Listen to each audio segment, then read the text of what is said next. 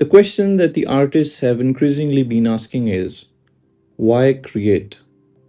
If artists' identity is stolen from them, what remains? AI does nothing but to blur that very identity.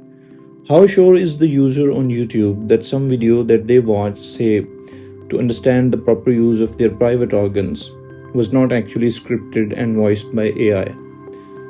Let's say they can figure these out because they are unnaturally acute and perspicacious in the use of their critical faculties. In that case, they won't need to watch the said video in the first place. But anyways, they figure out that the voiceover or the script is AI. Now imagine watching a video that does not rely on AI for scripting or sound. How would then you be sure that the producer of such video did not at least draw on AI to perhaps learn a few things or to plagiarize? Dear audience, I know that you do not like to watch the heavily infographized videos because they stink of, let's say, Midjourney or some other AI assistant. You want to consume something that is a product of purely human endeavors. But why? Do you fear that AI assistant does not deeply understand you? It perhaps understands the topic but cannot by default understand what it means to you. We can then say that AI productions lack A. Resonance, B. Error, C. Vulnerability.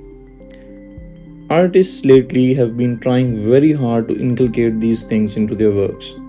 But anyone can take AI produced work and add these things to that later. Is there a point in resisting this proliferation of AI art and analysis? Let's anatomize the matter. Let's say a person of respectable intelligence wants to create a video essay of, say, Kant's A Critique of Pure Reason. They do not need to read the book. They could simply ask Claude to prepare a script for their video essay. There is quite ironic here. Claude gives them a 2000 word script. They would then ask another AI assistant for infographics and such. They would then ask an editing assistant to put that together. Then it is posted online and you, my dear audience, watch it. But why? The human agency in this case does not understand the topic, and it simulates as if it does. Вот вы говорили тут о смысле нашего жизни, бескорыстности искусства. Therefore, it hides an absence. The AI agency does not understand the topic either. It's just a code, an equation, a set of formulae that produces an emergent property in the form of data that you can understand, but it cannot. So you are exposed to double absences and double simulations. You won't mind it if you had no moral agency, but I think better of you. You would then ask furiously, then how the fuck are we to differentiate? Now this is an interesting point. I know AI wouldn't use such a profane word. So you instantly know that it wasn't voiced by perhaps AI. It can't either be content with the bare still images about nothing which are only very distantly connected to the present topic, and it is a choice that only a human could make. Or such is the case at the time of making this video. Who knows what future has in store for us?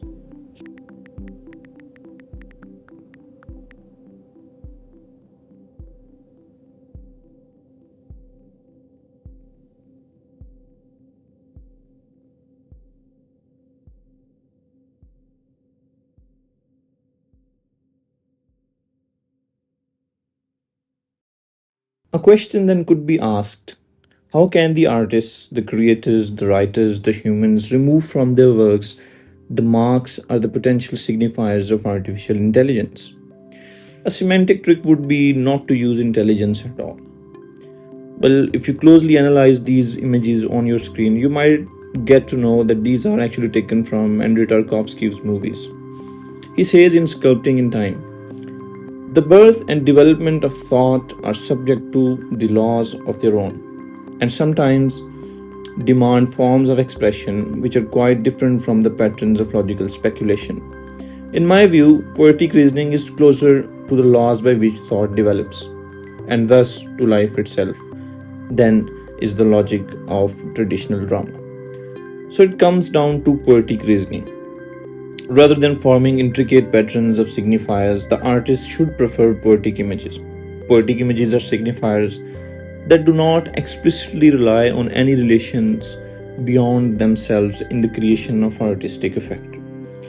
The other day, I read online about an author who tries to use flowery and colloquial language to evade sounding like AI. Other trick is to write exceptionally bad or to write stuff that does not mean anything.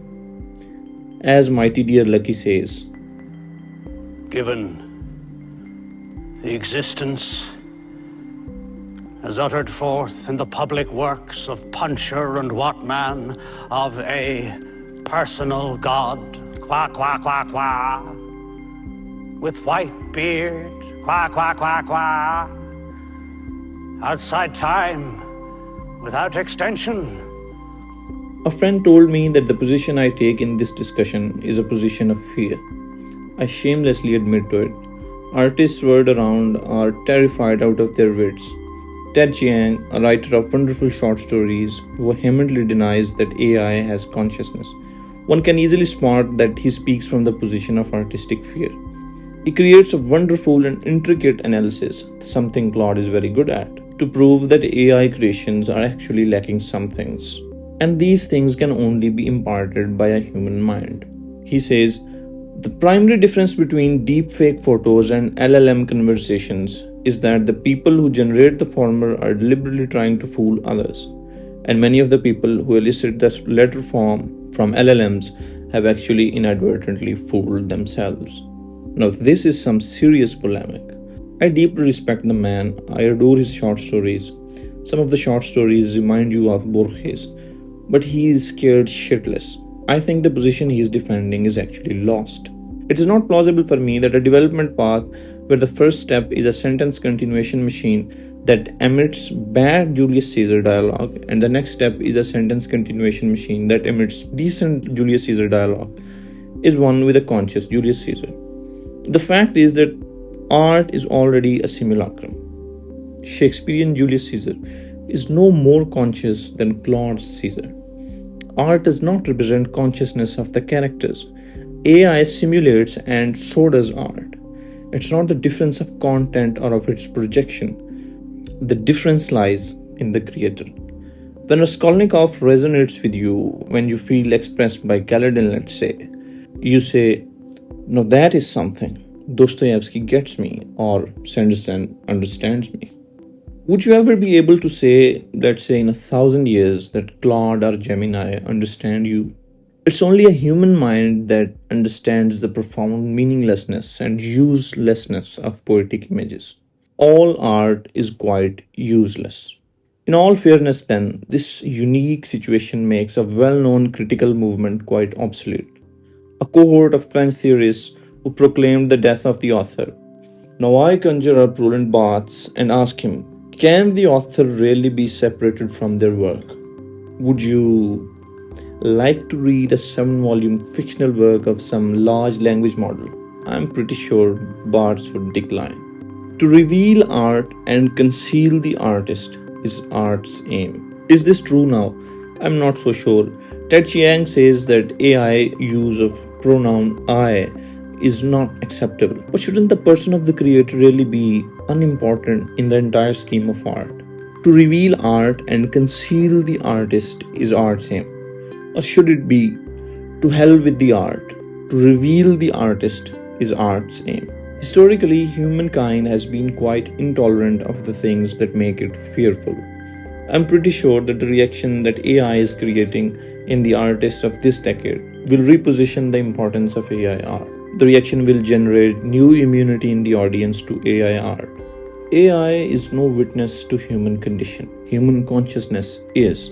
And beyond mannerisms of style, we look for a witness in the author. The 19th century dislike of romanticism is the rage of Caliban not seeing his own face in a glass. The 21st century dislike of AI art is the rage of Caliban not seeing his own face in a glass. All art is quite useless. AI art is not even useless.